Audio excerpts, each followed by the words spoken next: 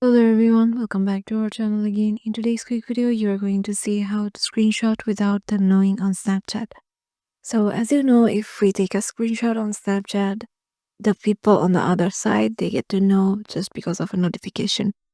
So to get the hack of it, just head over to your Snapchat application and go to the DM section. And here, a here let's go to a conversation.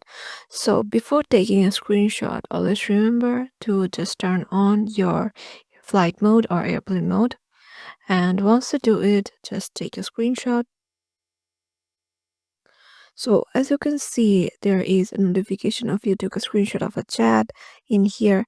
So as I'm on a airplane mode, so it will not be recognized, and all I need to do is just to turn off my Snapchat tab and uninstall my Snapchat and install it again.